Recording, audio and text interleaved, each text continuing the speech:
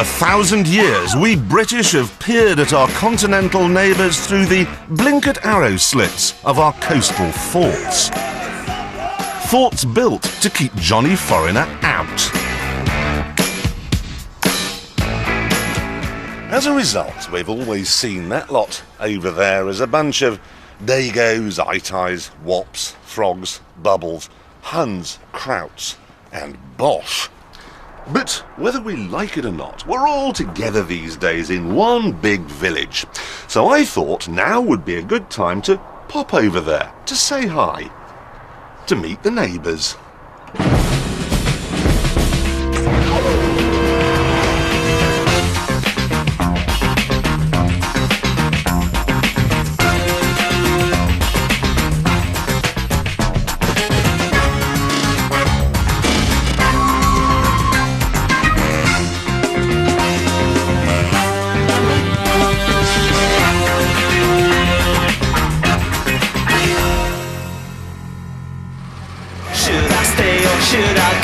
So that's what this series is all about. An Englishman and that most English of cars, the E-Type Jaguar, on a 20,000-mile odyssey around Europe.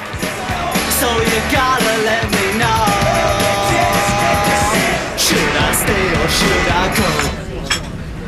That's for the friend I haven't yet made. Actually, you can have it. Sprinkly chocolate bits on the top. Until we're going to the continent. Over the next 5 weeks, I'll be going to all the major European countries to see if the reality matches the stereotype. Do Italian tanks only go backwards? How do the Spanish like it if you nick their fish? Do the Germans have a sense of humour? And are the Dutch a bunch of dope-smoking pornographers? So after you've had really sweaty sex, you know? No, before. We'll also see how many times the E-Type breaks down. But we begin tonight with our closest neighbour and our oldest enemy. That bumptious bunch of onion-selling ne'er-do-wells called the French. They're always very pleased with themselves, and my quest to find out why starts in Brittany. We British like to think that we rule the waves. We gaze out over the sea, we remember Trafalgar when we wiped the French Navy off the map, and we think, yes, the oceans, they're ours. Not anymore, they aren't.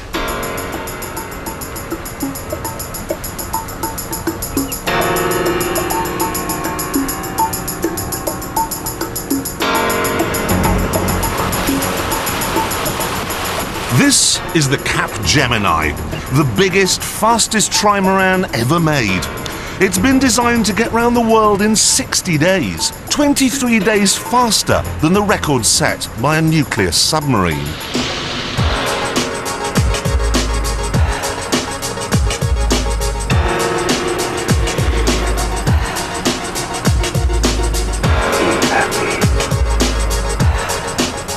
This, then, is the ultimate sailing boat, and it's French. And so is its crew, and so is its captain, Olivier de Kersausen. Because what have the French won in recent years? The Vendée Globe, Yeah. That's been run 3 times and... Yeah, always by a French. Always by a French person. Yeah. You have the record already for... Around the world. Around the world. Jules Verne Trophy. The Jules Verne Trophy, and you're going to beat it again in this? Yeah. Fingers crossed. And then there's... Fastest crossing of the Atlantic. It's French. It's French. Yeah, it's a French, and it's 10 years. Now the French rule the waves. The British don't rule them anymore. No, I know. It's catastrophic. Things can change. Don't be sad. I was going to bring up Ellen MacArthur at this point, but remembered in the nick of time she was beaten by a Frenchie.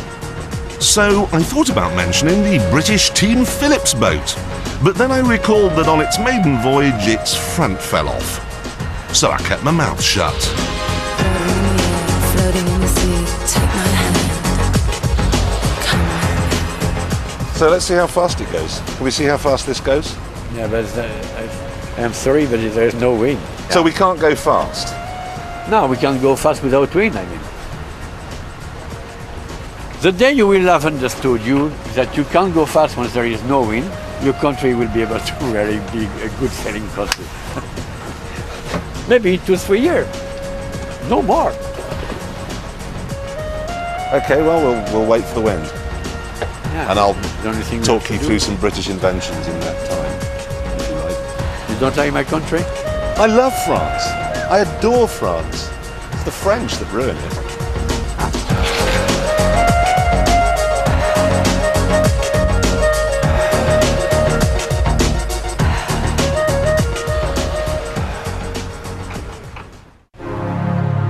I left Brittany a deflated man and headed for Paris.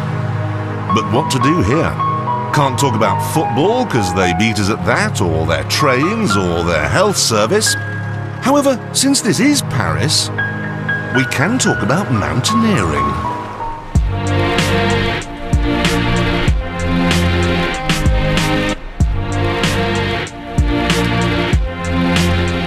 You see, we conquered Everest. We invented skiing. We are Europe's mountain men. But we'd see the business district here at La Défense as a glass and steel temple to the free market god. This chap, however, Alain Robert, sees it as one big climbing frame. I caught up with him at the base of the Fromatone Tower, but before he was gone.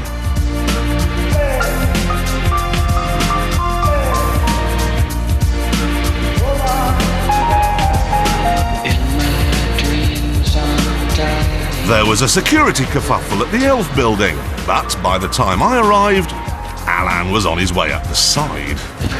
Alain! Hello? Alain, can I have a word? He's gone again. Never meant to hurt you. I never meant to lie.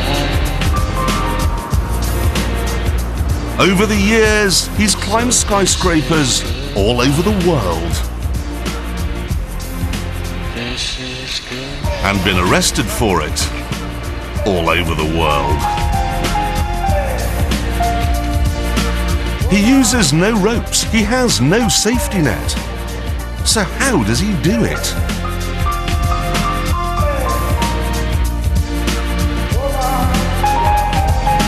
Tell the truth, you never wanted me. The man is a human bootay-Buddha.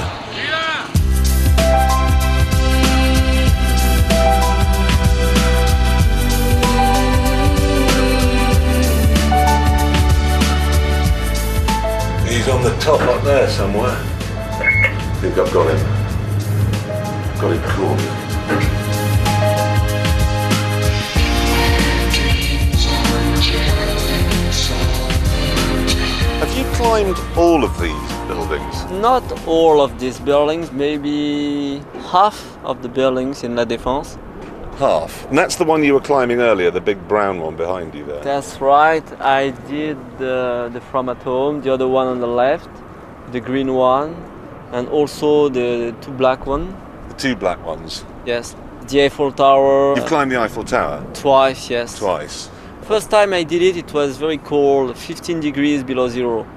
Maybe the hardest I did in my life was the Sears Tower in Chicago, because at the end it was wet, because of the big machine for the aircon.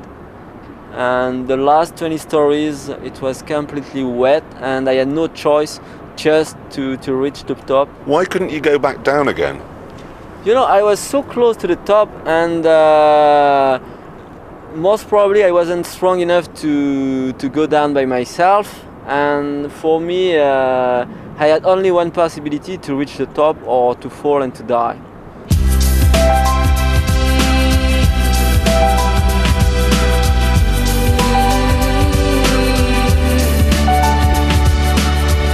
So, does he ever fall?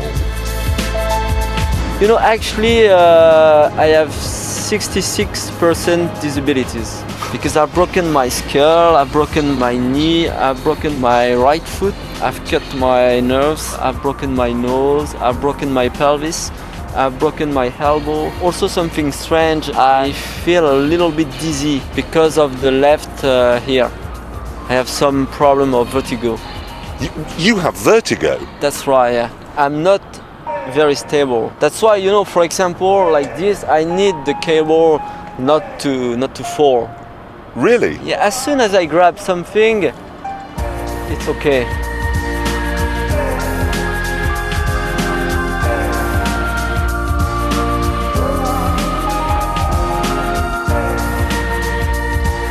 And what happens in America then, for instance, when they catch you at the top of a tall building? Normally they charge me for criminal trespassing, reckless endangerment and disorderly conduct. In France it's really nothing because most of the policemen are my friend. I go to the police station, of course, but just for 5 or 10 minutes, and I drink coffee with my friends and sometimes an orange juice, and after 10 minutes it's okay. Go away, man. Don't do it again.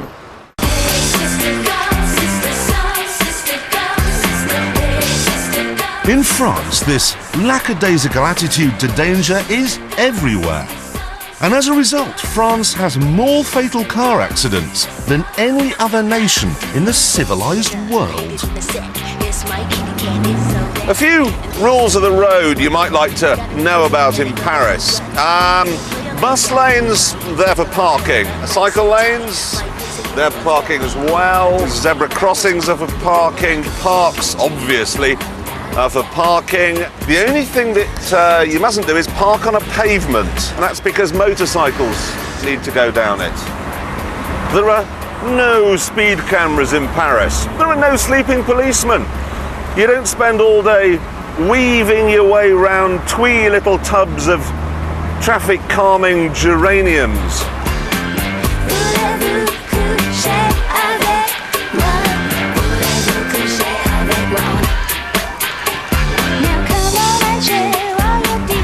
Just everywhere you look, every place you glimpse, somebody's nearly having an accident with somebody else.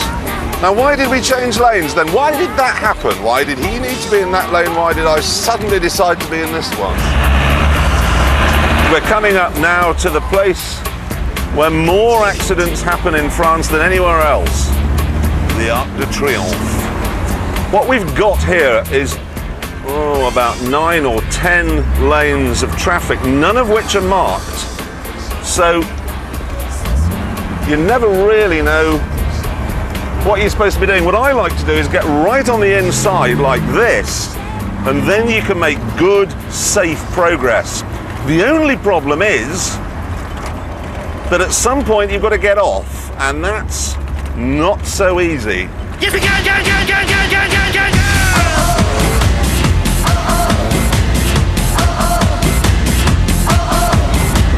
Hopeless. Get out of the way. I'm getting squashed.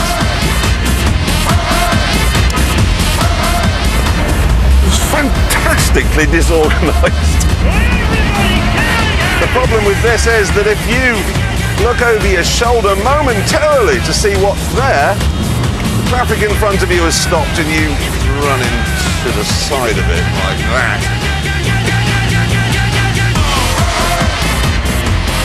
Oh, little fairgrounds are less fun than this.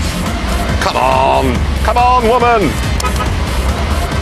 Make way, make way. What the hell are you doing? Where's that one going? I'm nearly off. Right. Well, there we are. I've made it away from the Arc de Triomphe without a bump. So why are they all so bonkers? Well, it might have something to do with the fact that in Britain, the Health and Safety Executive got a grant last year from the government of £180 million. It has a 9-storey headquarters in the middle of London. It has 40 offices nationwide. It employs 4,000 staff. It's huge. Whereas there's no Health and Safety Executive. They don't know what you're talking about. If you want to take a risk, Well, like that, really. That's kind of up to you, mon vieux haricot. I love the laissez-faire attitude that you find in France. But there's something I love even more. The way they look. Which, let's be honest, is better than the way I look. I'm regularly nominated as Britain's worst dressed man. I have hair like a burst mattress and a wardrobe that closed its doors in 1976. So could I ever look as good as this? Well, there's now a Parisian style and deportment school for men. So I went to meet its headmistress. Man is a hunter, you understand? A hunter, and, yeah. Yes. And he needs to prove himself. He's able to seduce not only one woman, but a lot of women. I think I can understand, for example, if in 10 years, if I know my husband as a mistress, I think I shall be very happy, I think. But, and a little bit jealous, but I think I can understand this phenomenon. When you walked into this hotel this morning, you saw me, what did you think? No, just what it's bad. It's, you know what's a woman look to a man? What? Just the foot. The shoes. Well, Your shoes is not good because they are dirty. well, that's because there's dog shit all over Paris. No, because ça c'est, we have to Dirty. clean. Well, I've never cleaned a pair of shoes in my life. No, I know. But I think it's important to change your style because you did very 17s. You look 70s. like, yes. But I am a child of the 70s. It was no good arguing, though. She said I needed a makeover. I think you need to cut your hair because it's too a lot. So cover half. This is the hair cuttist. We've come a long, long way together. Bonjour. Oh là là, quel accueil. I'm not hairdresser. Right. So Okay. are you going to decide what I need? For me, your hair too high. It's too high. Yeah. Not high hair. Yes. Okay, let's lower the hair then.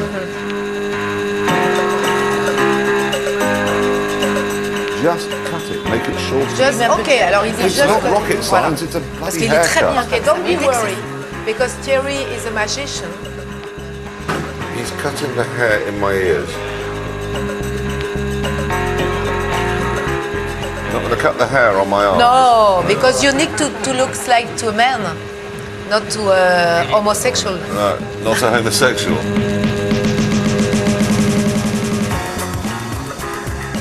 What's that? What? Yeah, oh, God. What? Qu'est-ce que c'est? Oh my, I've never had gel. It smells of pissoir. Oh. Kind of looks like Liberace's hair now.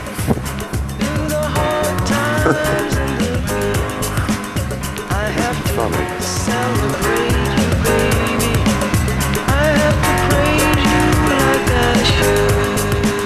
We choose the color. I show you why. Because you need to understand. Better. Yes, it's better. Look at. Okay, I can show you. Voilà. Huh? Ah, pardon. I'm sorry. quickly. It's very sad. It's very sad. Sad Good colour. for you. Okay, look. Look. Yeah. When I look at this color, just I see this color before you. You understand? And this, I see you. You understand? I understand the word. La couleur qui met en valeur. Okay, come with me, because look at you in the mirror. Pretty Okay, good. you know. I like the this. first you like, but Yeah. I don't like. Good. No, never finish. Right. Okay, you can give to Emmaus. To a what? To Emmaus. poor? It's not for you. Okay? I don't like. Huh? I don't care. Because- So yeah? this is fine. This jacket's fine. Okay. Now, trousers. And you look younger. This is the longest I've ever been in a shop. Okay, I propose you other colors. Yeah. You see, we choose the blue, we get the blue decided it's a good spring colour, and now we're proposing a new colour.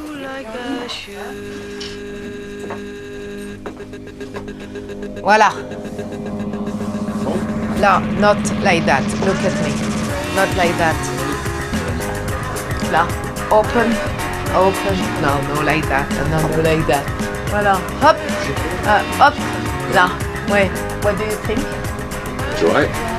That's the French seduction. That's the Parisian style. There is a very big difference than before. Yeah, now you're French, and you're an attractive man, and you can seduce in any time, any place in the world.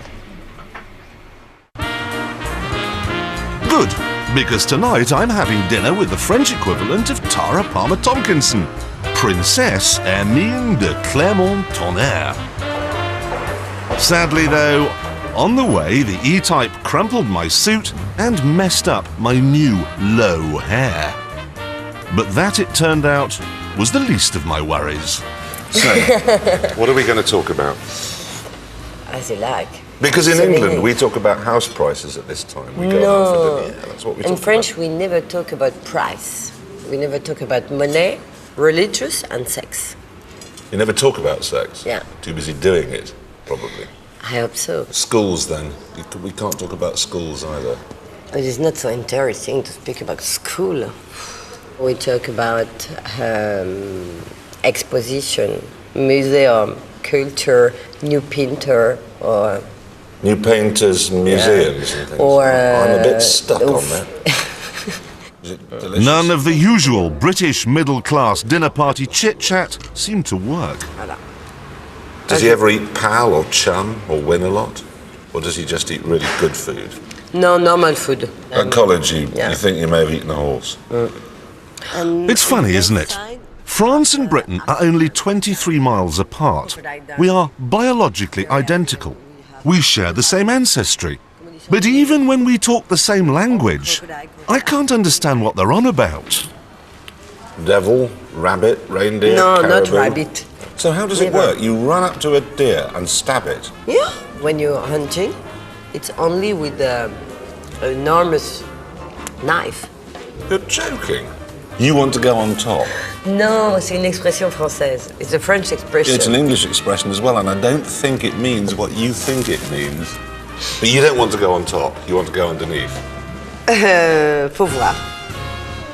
Realizing that I was going nowhere, I gave up and resorted to type. What sort of car is it? English car, Austin Rover. You have an Austin Rover. Yeah.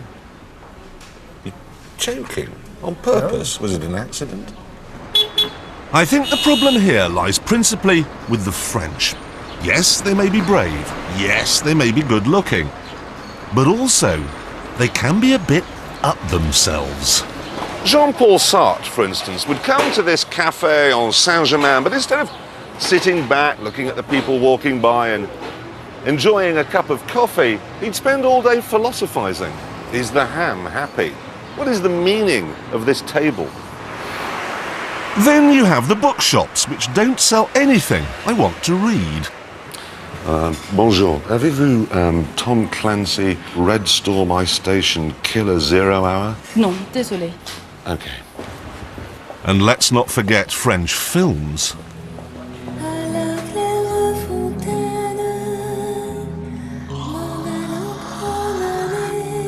Je suis désolé. My sunglasses blot out the light, so I see nothing, only a reflection of my soul. It is a monochrome soul, a soul in torment. Why is there no color in my world?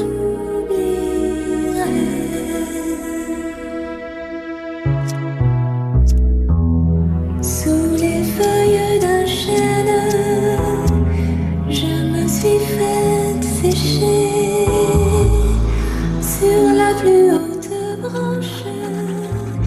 Le rossignol. In American films, there is color, and I would have a gun and perhaps a little car chase. Mais non, je suis français. Merde.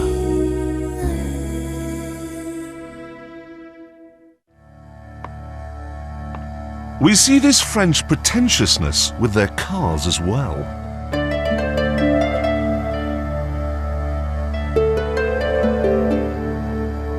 This is their idea of what a sports coupe should look like.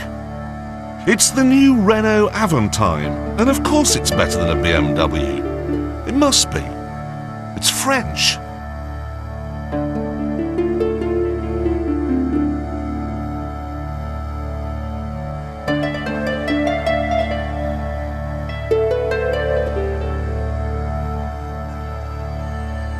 France goes its own way, and to hell with what the rest of the world thinks. France currently has 480 cases pending against it in the European Court, and that's more than any other member state. And then there was that business in the South Pacific. You remember the nuclear tests? The first one, Greenpeace objected, so the French blew up their boat. And in the second one, the whole world objected, so the French blew up an entire atoll. The trouble is that the French way often is the right way. And this becomes especially noticeable when you get out of Paris.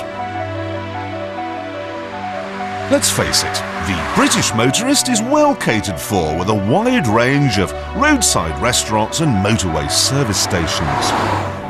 The French, however, do things differently. Tuna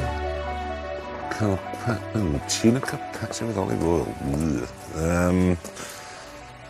Momo artichoke mousse with truffles. No, what I'd like is a sandwich in a sort of triangular cellophane wrapper, and some of Julie's panties, and a big bowl of oven-ready chips. And I'd like to be hideously overcharged for all that. Je suis désolée, monsieur. Well, just some bread and pâté then, thanks. And cheese. Thank you.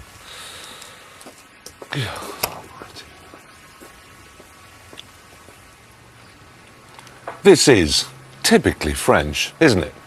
I mean, look. I haven't even thought to provide one of those big purple dinosaurs with steps up its back, you know, for the children. They really are hopeless. I have to say that these relatively inexpensive village restaurants make driving through France one of life's greatest pleasures. This was one of those days when nothing could go wrong. Now then, mechanical. Come on, Jeremy, why would the oil pressure drop and the temperature rise? I haven't got a clue.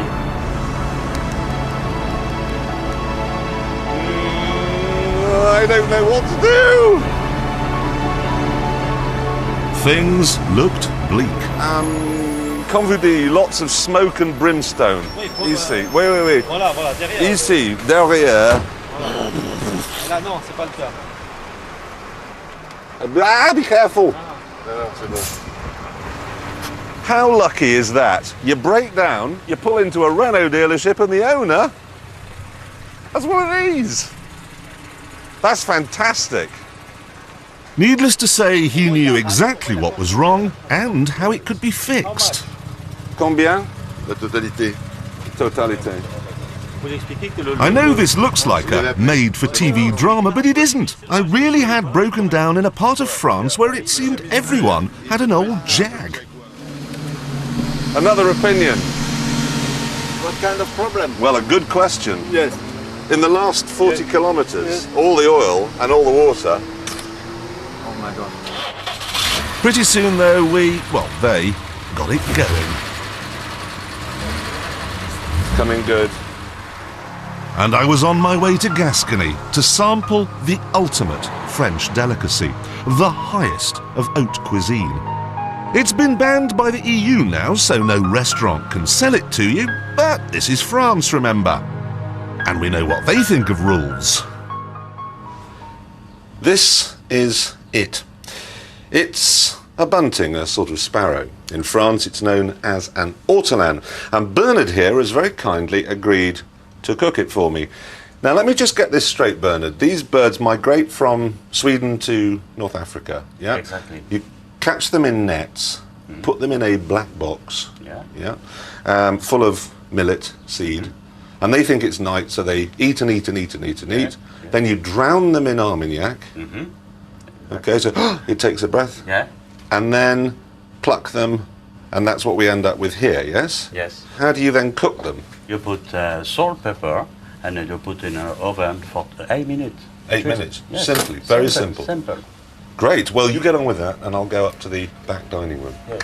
Good appetite. Thank you. I do have one question, actually, which I have to raise. The cruelty issue of it. Is it cruel? Do you think it's cruel to do this to these birds? Those animals usually are killed by other birds, other animals. Yeah. Well, when they are ortolans, they are killed by being thrown in some Armagnac, which is not a bad way to die. No, it's not as bad as being burned to death, Yes. boiled like a lobster. Yeah. And how do we eat them then? Because, I mean, there are lots of bones. All at once in the mouth, and you know, the bones are like sardine bones from the can, you know, it's so brittle, you can eat like that. Quickly, down in the No, mouth? you have to eat, you have to take the whole bird, put it in your mouth as hot as possible, not burning yourself, but as hot as possible, and that way you can really enjoy all the flavors. It's completely changed. It's a potato. Yeah. Oh, it's in the potato. But it's very nice potato. Smells like quail? Yeah. Smells bird, smells.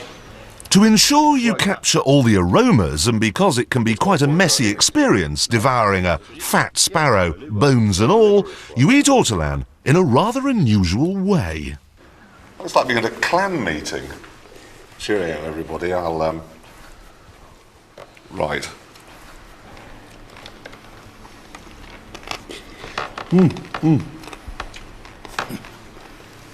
How many letters of complaint? This could be my absolute record in terms of complaints. I don't speak. Really good.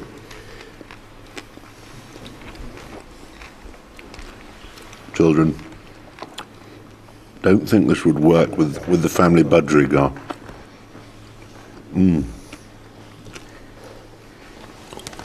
That was fantastic. Fantastic.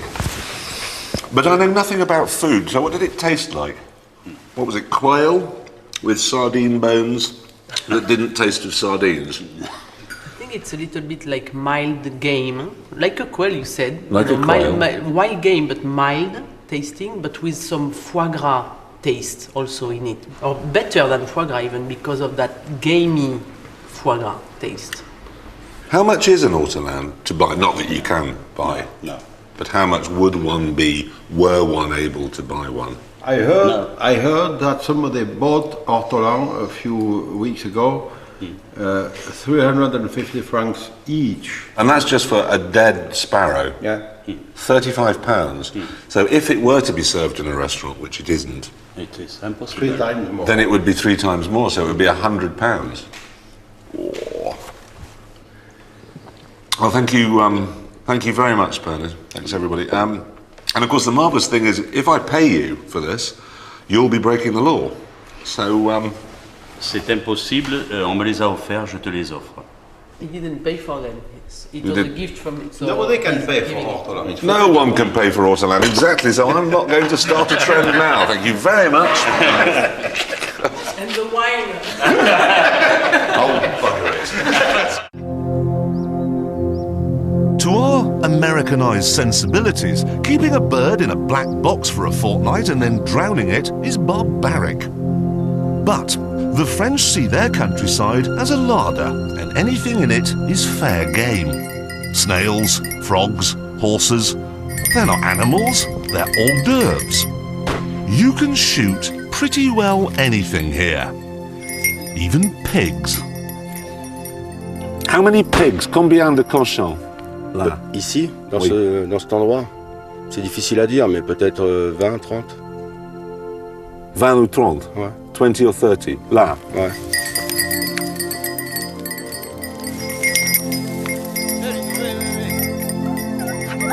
There's no anti-hunting movement in France.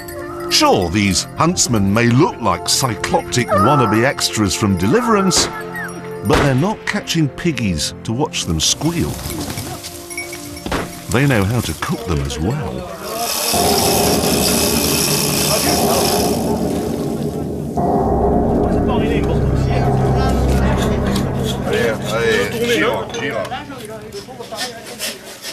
Pour faire une marinade, avec du vin, des oignons, des herbes, on met la viande dedans. C'est à peu près 12 à 24 heures. Et après, on le met dans la cocotte. On fait revenir la viande avec du vin rouge.